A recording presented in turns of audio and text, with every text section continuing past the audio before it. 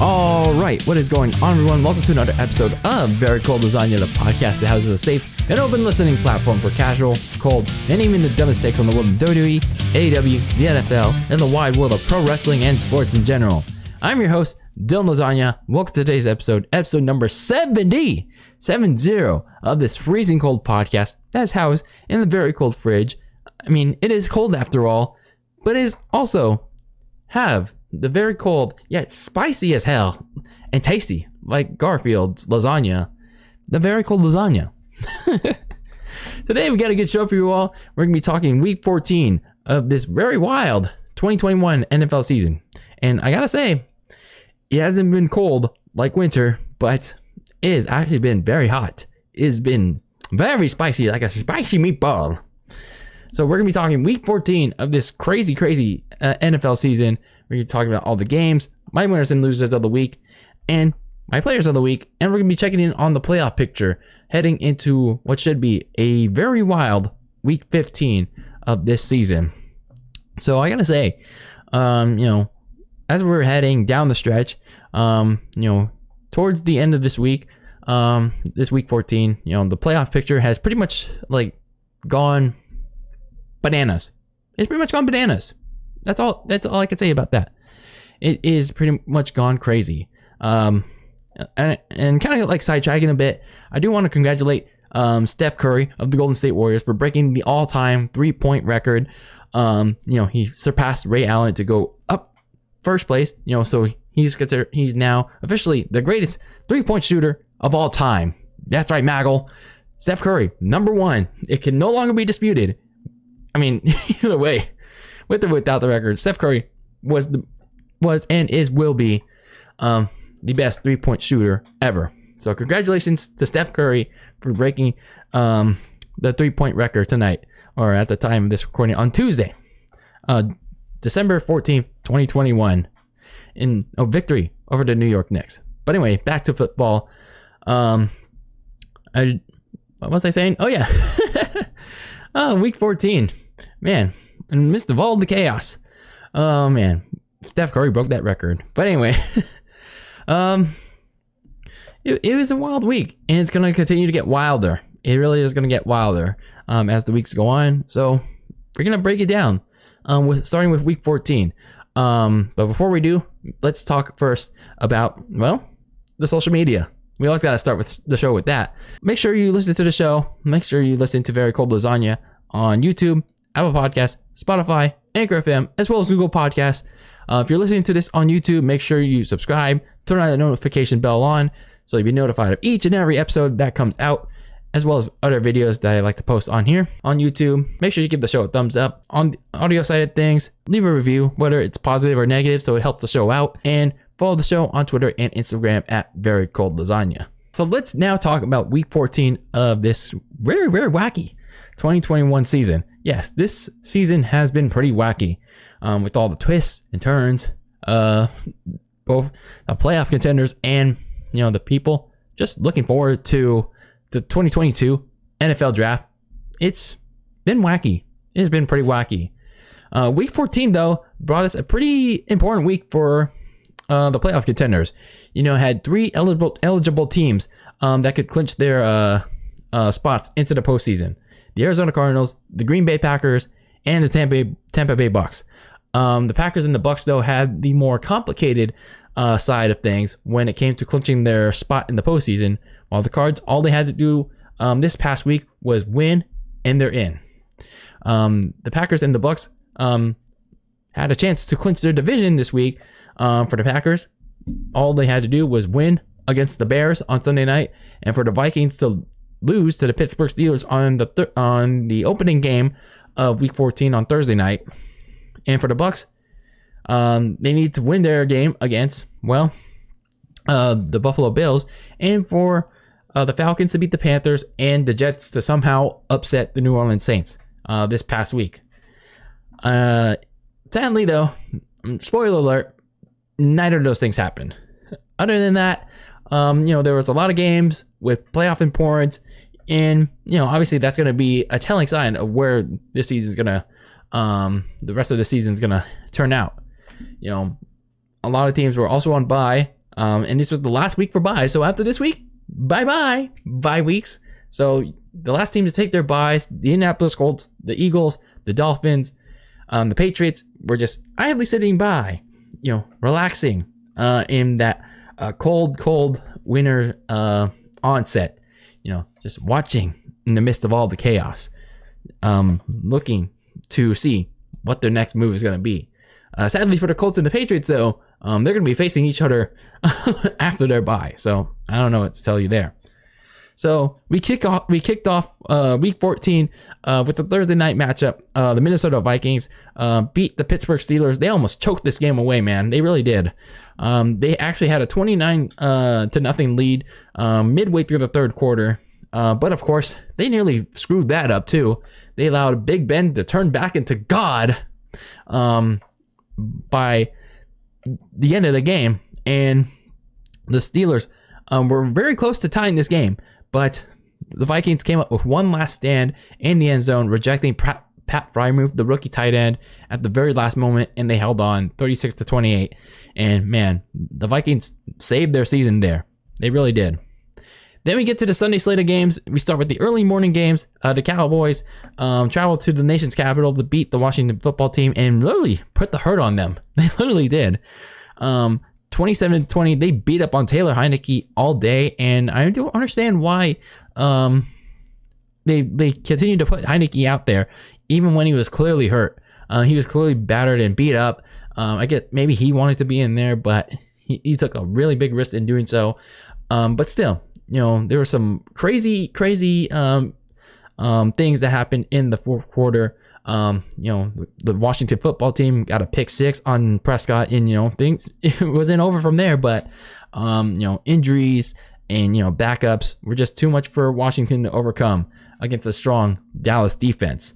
So the Cowboys get an important win against the Washington football team and puts them a step closer to clinching the division pretty early. The Tennessee Titans came back from their bye to blank the Jacksonville Jaguars. Trevor Lawrence decided to dress up as Santa Claus and gift out 4 interceptions to the Tennessee Titans. And that was pretty much all she wrote from there.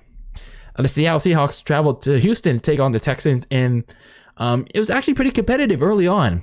Davis Mills and the Texans, they tried to put up a fight in the first half, but it's typical Texans. They went back to being terrible, and they let Russell Wilson, Tyler Lockett, and Rashad Penny pretty much turn into gods in the second half as the Seahawks beat the Texans 33-13.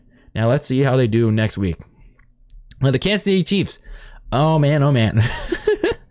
Yeah, they absolutely destroyed the Raiders 48-9. I really question why the Raiders decided to, dance and, celebrate on the Chiefs logo before the game.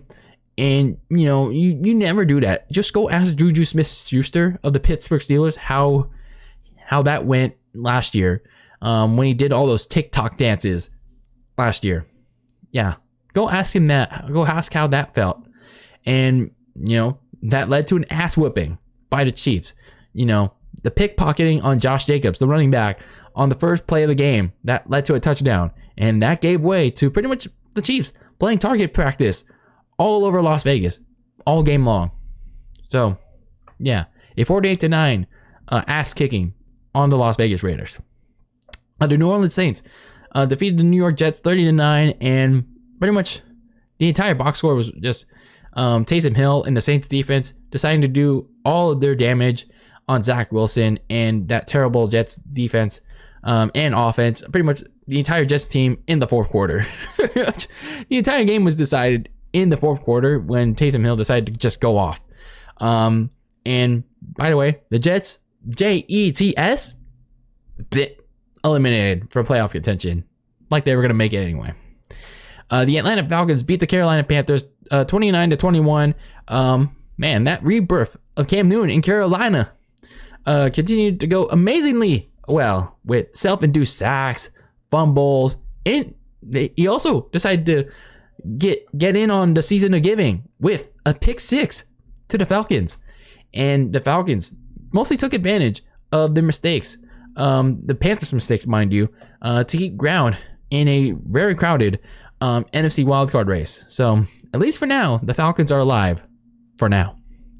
The Cleveland Browns ravaged all over a Ravens team, but for whatever reason, they couldn't just keep them away like lightly. They had to serve against a Tyler Huntley-led Ravens squad. Yes, you read that right. Tyler Huntley. That was because Lamar Jackson left the game in the second quarter with a sprained ankle. They were just lucky that it wasn't a high ankle sprain. But still, like I said, the Browns still had to successfully hold off a feisty fourth quarter comeback led by Tyler Huntley and Mark Andrews, 24-21. Like, even when they're up big, they, for whatever reason, they can't hold on.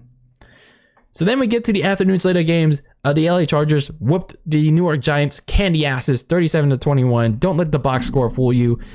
It was Justin Herbert's game against a terrible, bad Giants team overall. Saquon Barkley obviously couldn't save a terrible Giants team. And Mike Lennon was awful. He was pretty much awful. The Giants were just lucky. The Chargers were already sitting their starters towards the very end of the game, and by the time they scored 14 straight points on the back end of the fourth quarter, the backups were already there. So don't let the box score fool you. The Denver Broncos beat the Detroit Lions 38-10. They're playing with heart in the honor of their recently passed away Demaryius Thomas, who recently passed away last Thursday. My heart and prayers go to his family. So they want to win with a lot of passion. They want to get a victory in memory of him, and they got one. Thanks to the two-headed running attack of Melvin Gordon and Javonte Williams and that Denver defense by feasting all over the Detroit Lions and that Jared Goff-led lifeless offense. My God. 38-10. What an ass-kicking.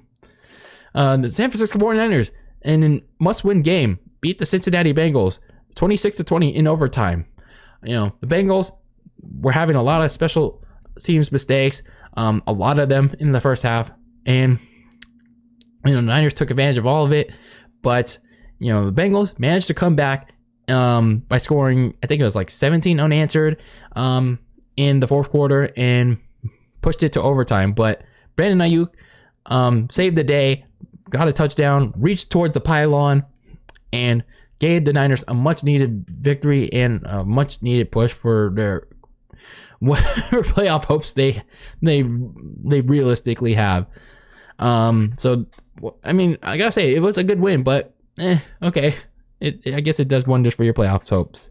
So anyway, the Niners beat the Bengals 26-20 in overtime. And in the second straight overtime game of the day, the Tampa Bay Bucks beat the Buffalo Bills 33-27.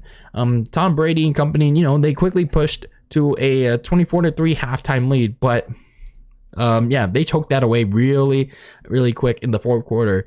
Josh Allen, and he was pretty hobbled too. He rallied the Bills to a furious comeback and pushed for overtime as well. However, the comeback fell short as Tom Brady found some guy named Brashad Perriman for his first and most important target of the game to seal the victory 33-27. And in the Sunday Night Football game, the Green Bay Packers defeated the Chicago Bears in that prime time showcase of Bears football. Guaranteed. 45-30. This was actually not a full-on display of Bears football, at least in the first half, because, they took advantage of below-average defensive and very bad special teams plays by the Packers. And they actually led at one point, 27-21 at the half, but, they want to restore normality. They wanted to restore order to the universe. They want to restore Bears football to the world. And Bears football reigned supreme as Aaron Rodgers reminded them just who was their Schleg Daddy forever and will be. They outscored them 24-3 as the Packers beat the Bears 45-30 on a Sunday night game that, why was it not flexed out? I don't understand that. And in the Monday night game, to close out Week 14, the LA Rams got a very important win over the Arizona Cardinals, and they got their revenge from Week 4, 30-23. And this was a Rams team that had a COVID outbreak like the day or the weekend before this game, and had some players going in on the day of, like not playing as well due to COVID, and still they played with their hearts out. Matt Stafford, Cooper Kupp, and Aaron Donald more than helped the team step up in this adversity. And I don't know what happened to Kyler Murray and that team, that Cardinals team. They really choke in prime time. They really do. So a feisty Cardinals come back at the very end, it just wasn't enough. They were just pretty much outmatched all game long. So the Rams split the season series against the Arizona Cardinals in an important win to close out Week 14. So that was Week 14. Some crazy twists and turns. This playoff race is getting even wilder. Now, as for some of the winners and losers of the week, starting with the winners, I got to give credit to my San Francisco 49ers. They headed to this must-win Week 14 game. They came off a very bad loss to Seattle the week before. It was a game that they easily could have won, but for whatever reason they didn't. And here in Week 14, they could have pulled away from Cincinnati. They had the game in grasp, but they almost gave it away. They allowed the Bengals to come back, force overtime, and even though they didn't score a touchdown to win, they scored a field goal to take the lead. But to their credit, they came in clutch in crunch time when they got the ball. And even before that, the defensive line, especially Nick Bosa, who honestly deserves the comeback player of the year at this point, and that defensive line was just all over Joe Burrow and the running game. They shut that down early and often during that game. And the offense, even though Jimmy G had his moments, and I don't mean in a good way, they took advantage of Cincinnati's various special teams gaffes in the first half. And, Jimmy G and George Kittle, they were balling. When those two are in sync, they ball. I gotta give Jimmy G credit for that. And Brandon Ayuk pretty much saved the Niners from bungling this game with his reaching for the pylon touchdown to assure the overtime victory. And the rest made the right call for overturning the short of the goal line call. For as much as I'm on the actual playoff hopes, it's actually a pretty good win. This is actually a very grit and grind win by the 49ers. The Kansas City Chiefs.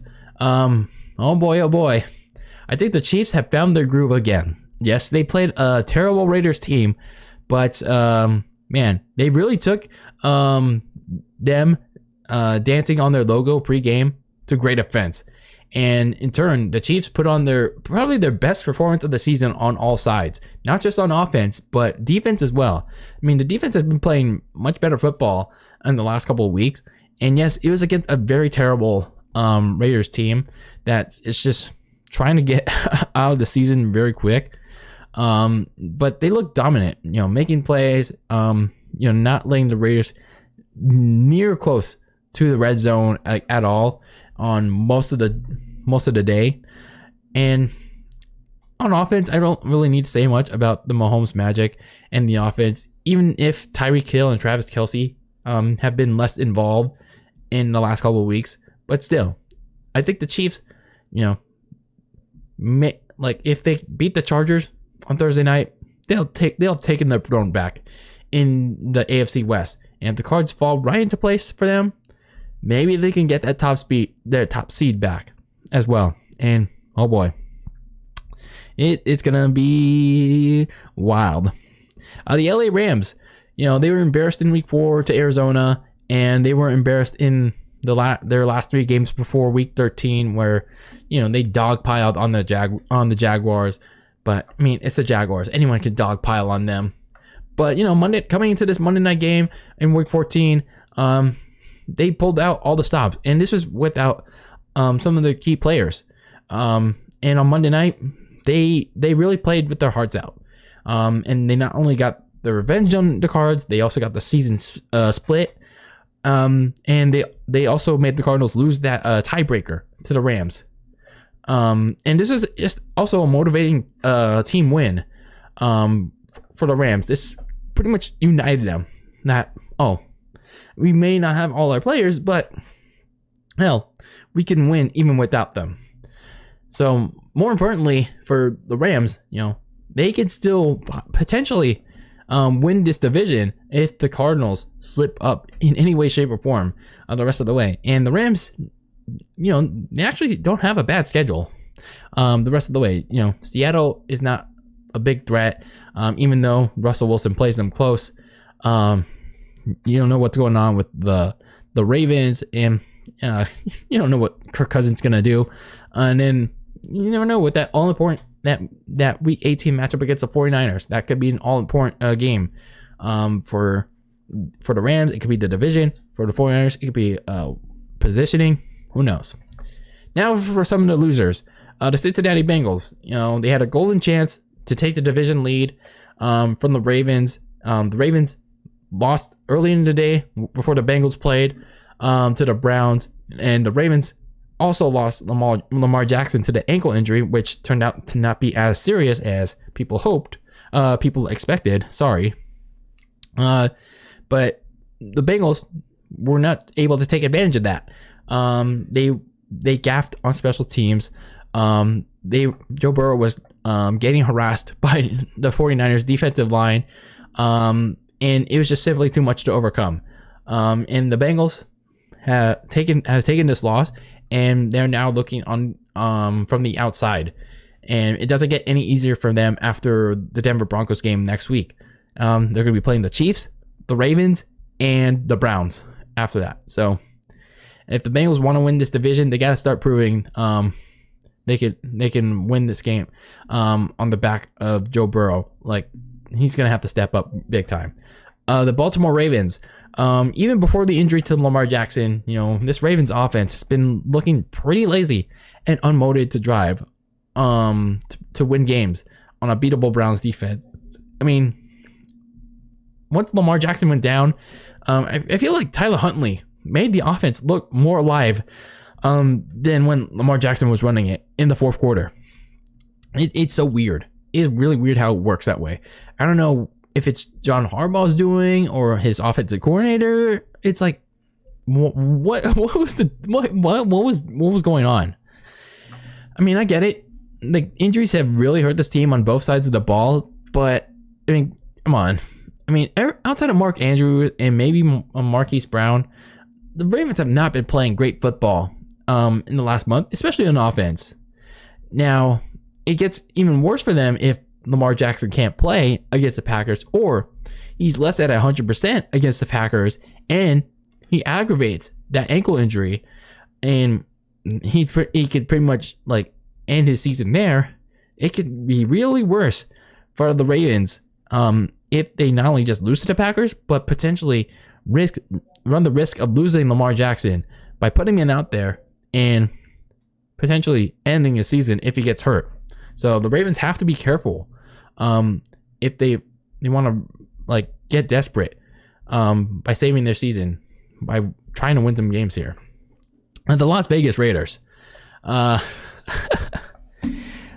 think it's simply put that Sunday was an overall 60-minute presentation of their 2021 season in a nutshell.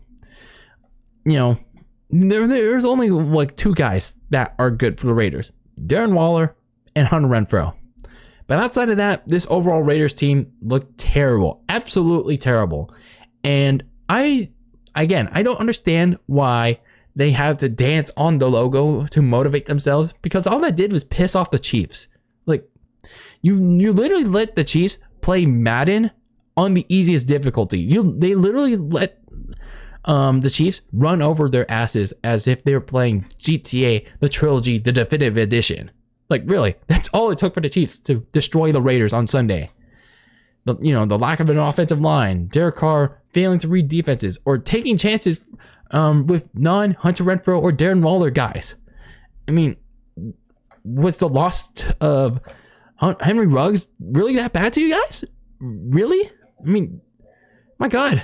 I mean, even with Henry, I get it. Henry Ruggs was stupid to do what he did. But even before that happened, Henry Ruggs was not a difference maker on the team. And the defense was failures. They were bad. They've been bad. And there's just so many other issues that gave way to this overall blowout. And at this point, if Mark Davis was smart, if he was actually smart, he'd just blow this whole team up. I mean, obviously not literally, like, oh, kaboom. I mean, he trade everybody, or release everybody, send everyone to the Nevada desert, not Hunter Renfrow and Darren Waller, and maybe not Daniel Carlson, because he's actually decent. He sent everyone to the Nevada desert and begin an actual rebuild, because they need to blow it up. They really need to blow it up. So those are my winners and losers, and time to give some awards for some players of the week. Tom Brady, 2 touchdowns, including the game winner in overtime to Brashad Perriman. Broncos running backs, Melvin Gordon and Javonte Williams, 4 total touchdowns for the day in their victory over the Lions. Seahawks wide receiver Tyler Lockett got 2 touchdowns and looked pretty good at it, even if it was against a terrible Texans team. My 49ers and their tight end, the people's tight end, George Kittle, 151 yards and a touchdown in that big game against Cincinnati. And the Tennessee Titans defense, 4 interceptions on Trevor Lawrence and completely shutting out the Jaguars. I mean, yeah, it's the Jaguars, but hey, we gotta award something here. Now, before we talk about Week 15, let's check in on the playoff picture. Like I said before at the top of the show, neither team that was eligible to clinch a playoff spot or the division did so. The Cardinals lost on Monday to the LA Rams, and they had the simplest clinching consideration heading into Week 14. Winning in. The Packers couldn't clinch the NFC North because the Vikings won, and the Bucks, they couldn't clinch the NFC South due to the Saints and the Falcons both winning on Sunday. But I mean, obviously it'll get simpler for them in Week 15, but they just had to have the cards fall right in Week 14 if they wanted a chance. Meanwhile, the playoff picture itself, overall, it's pretty much gone cone crazy following Week 14, and will continue to go cone crazy as the weeks go by. But for now, in the NFC, the Packers have overtaken the Cardinals as the top seed in the NFC. The Packers have the head-to-head victory over the Cardinals after that Week 8 Thursday night game, and the Bucks have overtaken the Cards another slot as well as the 2 seed, because I think the Bucks have a better strength of victory, whatever that means. I guess it's a better conference record over Arizona, and the Arizona that loss affected them kind of a huge bunch, because they are now all the way down to the 3 seed, and they gotta start considering winning more games, winning out the rest of the way, because if they don't, they could fall as low as to the 4 seed, or maybe even losing out the division to the LA Rams. They gotta be careful here. In the wild card race, obviously the Rams staying in place, and they also create some distance between them and the 49ers. Speaking of the 49ers, Washington's loss to the Cowboys on Sunday, help them a bit if you're really still thinking about playoffs. But still, the Niners help themselves with their win over Cincinnati and Washington's loss as they reclaim the 6th seed, and Washington has dropped to the 7th seed. So there's a lot of teams still fighting for that last wild card spot and even the 6th seed. So still a lot of things to figure out with just 4 games left in the regular season. In the AFC, the Bengals loss to the 49ers, has left them on the outside looking in. And that loss to the 49ers has actually pretty much shifted some things in the wild card picture. The Bills have their loss to the Bucs has them dropped all the way down to the 7th seed. So the Bills, they've been kind of like been falling flat a little bit. You have to be careful with the way they've been producing. They have the easiest schedule, one of the easiest schedules remaining with the Panthers, the Falcons, the Jets. But you still gotta play the Patriots and not fall into these trap games with Carolina, Atlanta, and New York. So you have to be careful. Like Josh Allen, the Bills gotta be careful here not to fall into these traps. Otherwise, like they could be out of the playoff picture entirely. So they have to be careful here for a team that's as talented and good. You don't want to fall in the playoff picture entirely by season's end. The Colts have moved up to the 6th seed. They're the 6th seed over the Bills because of that Week 11 blowout win. The Ravens have dropped down to the 4th seed, and things, like I said, could get worse for them. If Lamar Jackson's ankle injury, gets aggravated, if he gets hurt in Week 15 against the Packers, and I don't know if the Ravens really want to run the risk of starting him. I know, I guess it's Aaron Rodgers in the Packers, but like, do you really want to like risk ruining your franchise QB in a game that you likely won't have a chance to win with a very beat up defense and also a kind of beat up offense? I'm not sure if you want to. So in all instances, things are getting pretty intense. And will continue to get intense as the last couple of weeks go by. So that brings us to Week 15. Let's talk about Week 15 of this 2021 NFL season. And, well, here we are. No more bye weeks. No more byes. Welcome back. The Indianapolis Colts, the New England Patriots, the Philadelphia Eagles, and the Miami Dolphins from your vacation. And everyone is back. Everyone is back in the fold. Every single team back on the field, playing in the biggest stretches of their lives, fighting for playoff spots or draft positioning. If you're the Lions, the Texans, the Jags, or the Jets, and potentially some more other teams as the weeks go along. But from this point onwards, every single team is back on the field playing games the rest of the way. That said, things are still pretty complicated in the overall playoff picture, and we don't know what's to come next. We honestly don't know what's to come. Anything and everything can still happen in the NFL. Like, we don't know shit. Me and a bunch of other talking heads or like armchair QBs sitting on our FAs. We don't know jack shit. Okay? Anything can happen in the NFL. Just like they say in the WWE or in pro wrestling. Anything can happen. So, looking at the current playoff picture, like I said, the wild card races are a fat ass mess. Many teams are still in contention on both the AFC and NFC. The top four, the division leaders, it has shifted in the last week, and they'll likely continue to shift the rest of the way. Looking at the playoff picture, there are many clinching possibilities this week. Starting in the NFC side, the Dallas Cowboys can clinch a playoff berth if they beat the New York Giants. I mean, it's the New York Giants. I think that if Dak Prescott gets out of this funk, they should take care of business. The Dallas Cowboys can clinch a playoff berth by beating the New York Giants, and they hope that either the New Orleans Saints or the 49ers lose in their matchups.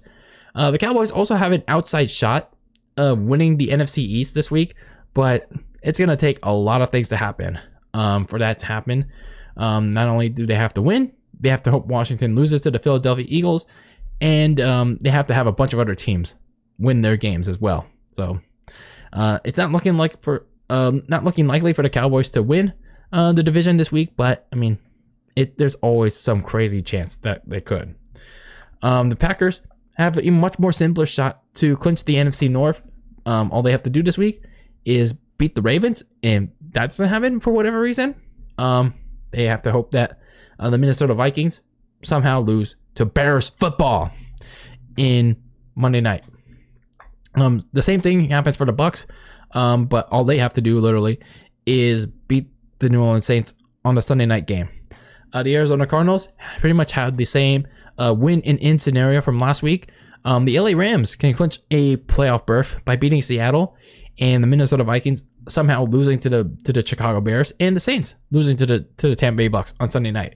So some things to happen for the Rams to get into the postseason. In the AFC, so only 2 teams can clinch their berth, their ticket to the postseason.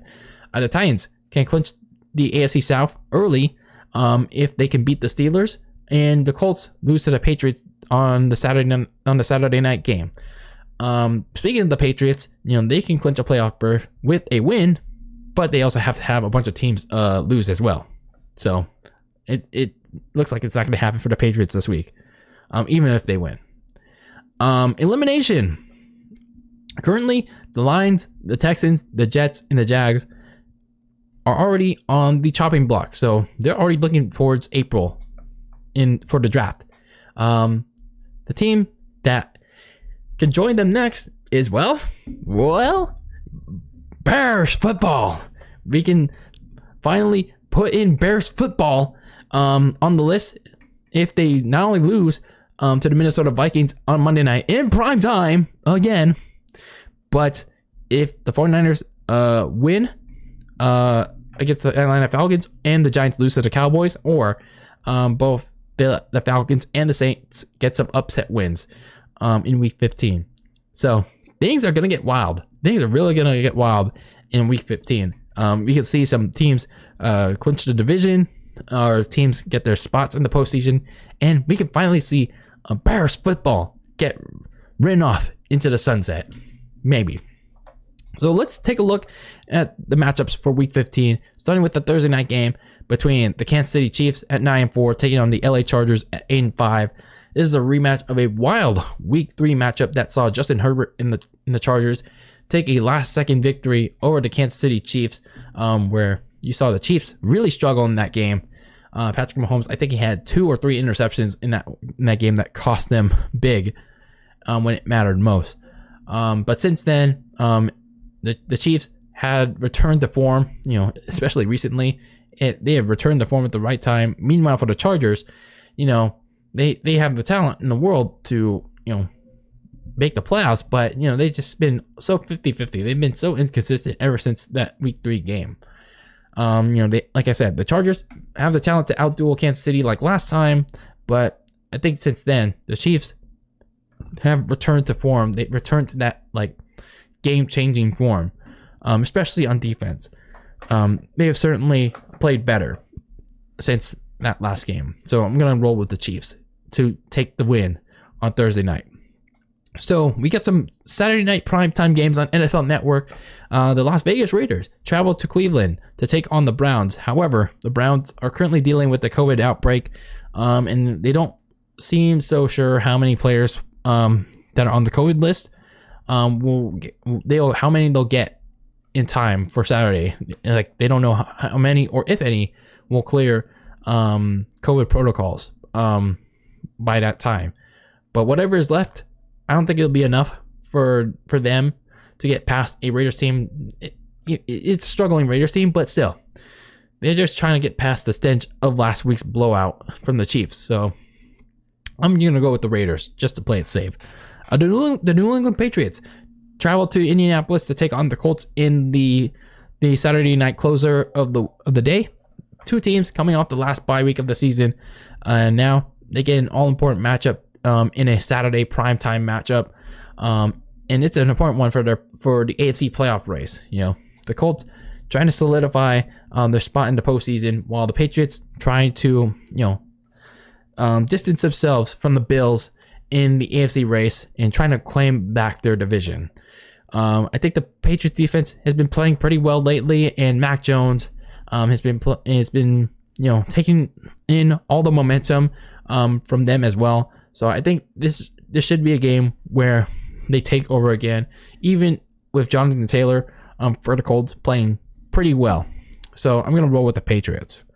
Then we get into the Sunday slate of games, starting with the early morning action. The Dallas Cowboys travel to the Big Apple to take on the Giants. I think the Cowboys will pretty much like take care of business here. I mean, you're playing the Giants. They're not getting Daniel Jones back, like at least for this week, and the Giants don't have anything to play for at this point. And Dak Prescott, I think this is the week. This is a prime spot for him to break out of his slump. So I'm gonna roll with the Cowboys in this one. The Houston Texans take on the Jacksonville Jaguars in the game titled "Something and Someone Has to Give Up Positioning for that number 2 overall pick by winning this game." Give me the Texans in this one, because I think the Jaguars at this point are just too busy being all elite. That's literally all they want to do, is suck on that cucks of suck dawn. Yeah, that's all they want to do. The Tennessee Titans travel to Pittsburgh to take on the Steelers. This is kind of like a win or go home game for the Steelers. I mean, even though they're not technically eliminated yet from the playoff contention, but this is an important game for the Steelers if they want to keep their playoff hopes alive. For the Titans, obviously, as I discussed, if the Colts lose, this becomes a very important game for them to wrap up the AFC South. And Titans, I think they should have AJ Brown, the receiver, back from IR, but even not, I think they have enough to grind out a win against an old fart leader of men, Big Ben Roethlisberger. So give me the Titans. The New York Jets take on the Miami Dolphins. The Dolphins are coming off their bye, and I think they should get a win against a pretty much given up Jets team. So give me the Dolphins. The Washington football team travels to Philadelphia, the city of brotherly love, to take on the Philadelphia Eagles. And this is where the cannibalism of the NFC East begins. You got the Dallas Cowboys taking on the Giants, and now you have Washington taking on the Eagles. Yes, this is literally the span where the NFC East kills each other.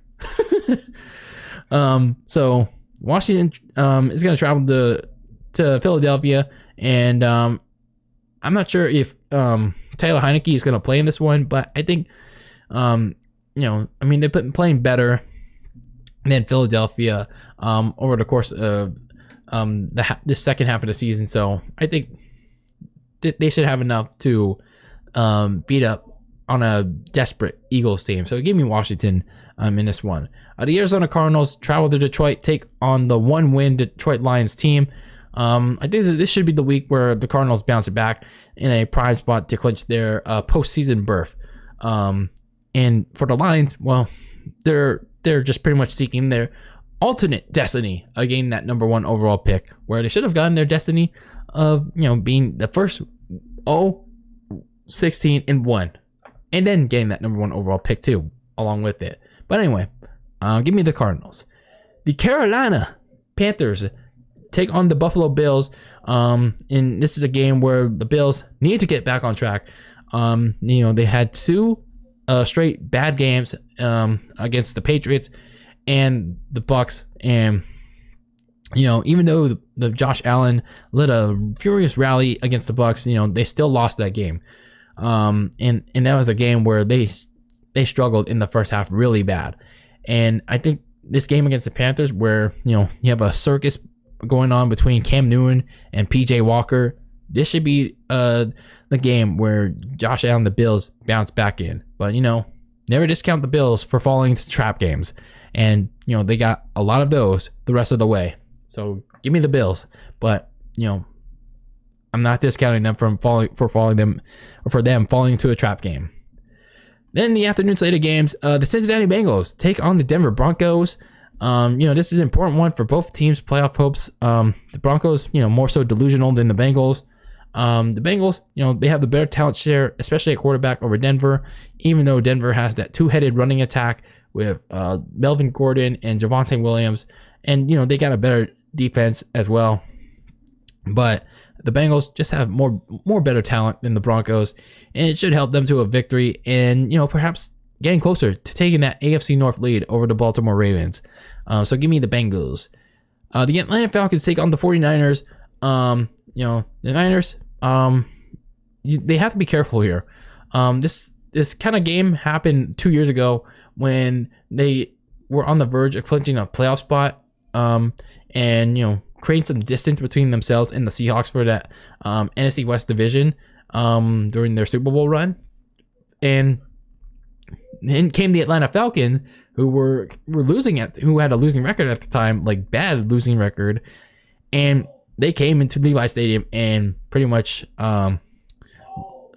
made the Niners laid an egg. So this is a game where the Niners cannot fall into this trap again. But anyway, I think the Niners have more overall talent, and as long as they don't lay an egg to a Falcons team that's lacking real playmakers outside Cordell Patterson, Kyle Pitts, and obviously Matt Ryan, the Niners should propel to win at home and, bolster their crazy playoff chances. So give me the Niners, obviously. The Seahawks travel to LA to take on the Rams. It's a short turnaround for LA coming off that big Monday night win, and they're also having a COVID outbreak with obviously the players that couldn't play on Monday night, and then now you got Odell Beckham on the COVID list. I think they could still be a Seahawks team, that's just clinging on for dear life at this point. They're hoping that something miraculous happens in the wild card race, and I think LA should have enough to put their delusional hopes to bed in an important Week 15 matchup. The Green Bay Packers traveled to Baltimore to take on the Ravens. The Ravens are so dead committed to starting Lamar Jackson, even with a sprained ankle. That, it's not serious, but you gotta be careful running that risk, especially against the Green Bay Packers, who still have Aaron Rodgers even with that toe injury, and that crazy ass front seven. So Aaron Rodgers and the Pack, are gonna probably feast on a team that's just been beat up by injuries. So give me the Packers in this one. Then the Sunday night game, it's gonna be it could be another primetime blowout for the second straight week in a row. The New Orleans Saints take on the Tampa Bay Bucks in a rematch of Week 8. The Saints have been ravaged by the injury bug all season long, and I think it's going to be exposed big time by Tom Brady and the Bucks. It may not have been as exposed badly as it was in Week 8, but I think it's gonna show its signs of wear in this one. So give me the Bucks in this one. So, and then to close out Week 15, yes, this is what we needed. This is what we needed. Monday night, Kirk Cousins and the Minnesota Vikings traveled to Chicago to take on Justin Fields and the Bears for some more primetime guaranteed Bears football. Hell yeah. Y'all ready for more Bears football? I certainly am. And especially one to close out the week. Hell yeah. Bears football. Some mediocre Matt Nagy Bears football. So, despite what the record says, they're 6-7. I think Kirk Cousins has played mostly solid football. Better football than he has in years past. And I think he should continue to feast all over a defense that's been pretty poor and it continues to fail. And in an offensive line that continues to fail. Justin Fields all season long. And look, I know Justin Fields, he has a bright future. But that offense, his head coach, is going to fail him again. And I don't understand why the NFL continues to put shitty Chicago Bears teams in prime time. I don't give a shit if it's the market. I don't give a shit about the media's schlong for Chicago football. Like, I guess it goes the same for, Dallas, New York. I don't give a shit about the media. Like, you should be put in prime time, regardless of the market, based on how well you're doing. How well you're doing. Take a look at the example of the Niners and the Bengals. For as much as I didn't want the Niners to be on prime time, to be realistic with you, but still, they were doing so well. I didn't really care if they were on prime time, but I'm just saying for the general public. They were doing so well, yet they weren't put in the Sunday night slot this week in week 14. That honor went to Bears football. Yeah. And, well, the NFL got what they wanted. They made us suffer through Bears football. And this week, in week 15, well, guess what, NFL? Y'all wanted it. Y'all gonna get it. Y'all gonna make America suffer through it for the second straight week in a row. We're gonna get more, and more prime time guaranteed. John, Bears prime time football. Hell yeah. They want it so bad. They really want Bears football. Guaranteed. So bad. Oh, man. So those are my picks for week 15 of this crazy NFL season. Who do you think clinches the playoff spot first? Let me know however you can, whether it's on YouTube or on social media. Sound off however you can about your picks. But that is it for this episode of Very Cold Lasagna. Thank you for tuning into this fine episode, recapping week 14 and previewing week 15 of this NFL season. Let me know how you feel about today's episode, talking about all these subjects, however you can.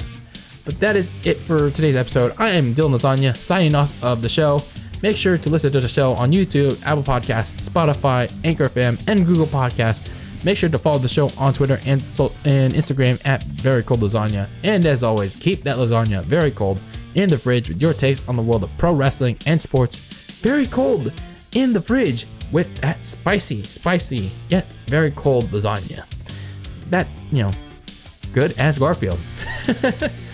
Anyway, everyone, stay warm, stay safe, drink some nice hot chocolate during these cold times. It is getting very cold. My ass is freezing, even though my butt is like kind of like not so warm, but it's whatever. But my feet are like freezing to death right now. But stay warm in any way possible.